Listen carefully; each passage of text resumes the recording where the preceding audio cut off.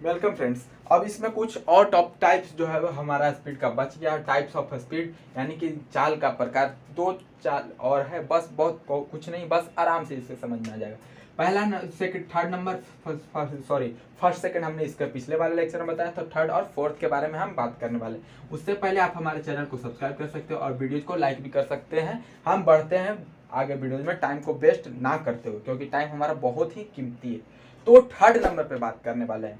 तो third number क्या है हमारा, कि ऐसा भी बोल सकते हैं, थर्ड नंबर को हम बोल सकते हैं जैसा कि आपको लिखा हुआ रहेगा कि एक क्या क्या आ रहा है लिखा हुआ, इंक्रीजिंग स्पीड, यानी कि चाल जो है वह बढ़ना है, यानी कि बढ़ता हुआ चाल, यानी कि इंक्रीजिंग स्पीड। तो इसका डेफिनेशन देखें तो क्या होगा, डेफिनेशन आप बना सकते हैं या फिर डेफिनेशन यहाँ पे लिखा हुआ भी आ रहा हो क्या, कि वैसा चाल जिसका कि स्पीड जो है वह बढ़ रहा हो। ऐसा नहीं होगा, वह कंटिन्यूअस बढ़ेगा, कंटिन्यूअस बढ़ते जाएगा।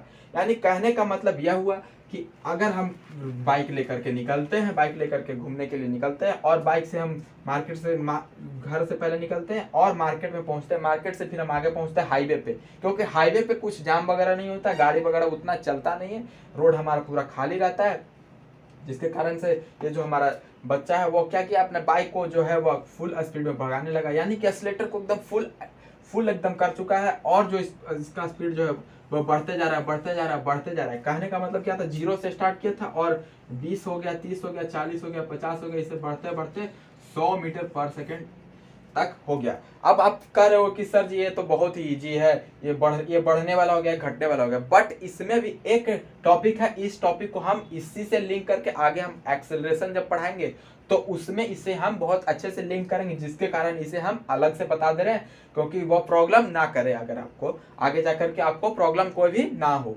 तो कहने का मतलब क्या हुआ कि वह अपने स्पीड को बढ़ा रहा है, यानी बढ़ते जा रहा है। कहने का मतलब क्या हुआ कि इसका अगर डिफिनेशन देखें तो डिफिनेशन क्या पहले ही बता दिए थे, कि वह अपने स्पीड को बढ़ाते जा, किसी भी वस्तु का अगर स्पीड कंटिन्यूअसली बढ़ते जाए, अगर कॉन्स्टेंटली बढ़ रहा है, यानी कि कहने का मतलब क्या हुआ कि कैसे ये 10 के स्पीड से बढ़ रहा है। क्यों?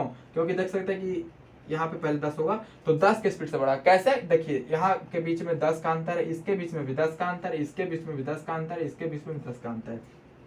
कहने का मतलब क्या हुआ कि वह प्रत्येक सेकंड में, एक सेकंड में क्या करता है कि वह 10 मीटर पर सेकंड का स्पीड को वह बढ़ा लेता है, और वह 20 पे पहुंच जाता है। उसके बाद फिर 10 को बढ़ा करके वह 30 पे पहुंच जाता है। कहने का मतलब क्या हुआ कि कंटिन्यूअसली और कांस्टेंट रूप से बढ़ रहा है। यह नहीं कि कभी 5 बढ़ गया, कभी 5 मीटर पर सेकंड बढ़ गया, और कभी 6 मीटर पर सेकंड, और कभी 10 मीटर पर सेकंड, ऐसा नहीं हो रहा है। वह कंटिन्यूअसली देख सकते हैं कि 10 के अंतराल पे ही बढ़ रहा है, 10 20 30 40 50।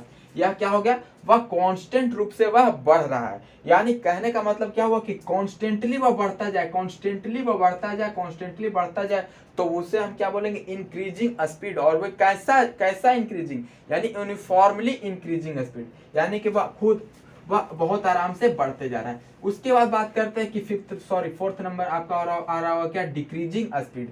यानी कहने का मतलब क्या कि घटने वाला स्पीड, यानी कि स्पीड जो है वह कंटिन्यूअसली घट रहा हो। जैसे कि हम मार्केट से हाईवे पे गए थे और हाईवे से हम फिर घर तक अपने आने लगे, तो हाईवे पे तो आपका स्पीड मान लीजिए अगर 70 था तो इधर 60 हो गया, 50 हो गया, 40 हो गया, 30 हो गया, और घर आते आते ओवरऑल 0 हो जाएगा। 20 के बाद फिर 10 के बाद 0 हो जाएगा।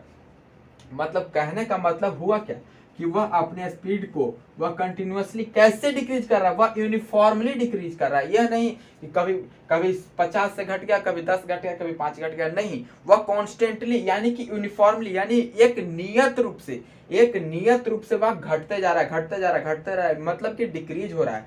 तो यही हमारा क्या था कि डिक्रीजिंग स्पीड, यानी कि वह खुद से ही घटते चला जा रहा है, वह मतलब कॉन्स्टेंटली रूप से घट रहा है। ये नहीं कि कभी घट गया, कभी बढ़ गया, कभी घट गया, कभी बढ़ गया, मतलब वह घटते ही जा रहा है, वह कॉन्स्टेंटली डिक्रीजिंग हो गया, वह कॉन्स्टेंटली डिक्रीजिंग स्पीड हो गया।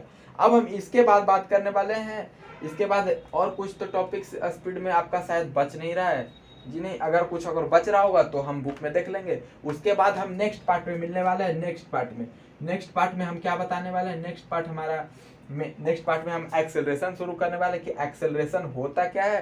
क्योंकि अगर आपको देखिए, एक्सेलरेशन में हम एक टर्म आपको हम बता देते हैं, उससे पहले बहुत आप आसानी से समझ जाइए क्या, कि देखिए जैसे कि आपको डिस्टेंस समझ में आ गया था तो स्पीड में कोई दिक्कत नहीं हुआ, उसी तरह डिस्प्लेसमेंट समझ में आ गया था तो आपको वेलोसिटी में कोई दिक्कत नहीं हुआ। उसी तरह अगर आपको वेलोसिटी समझ में आ गया हो तो वेलोसिटी से एक्सेलरेशन में कोई दिक्कत नहीं होने वाला, उसकी गारंटी मैं लेता हूँ। क्योंकि बहुत अच्छे से अगर आपको वेलोसिटी और डिस्प्लेसमेंट टाइम वगैरह और डिस्टेंस वगैरह स्पीड वगैरह अगर बहुत अच्छे से समझ में आ गया हो तो आपको एक्सेलरेशन में कोई दिक्कत नहीं होने वाला है, बहुत अच्छे से समझ में आ जाएगा।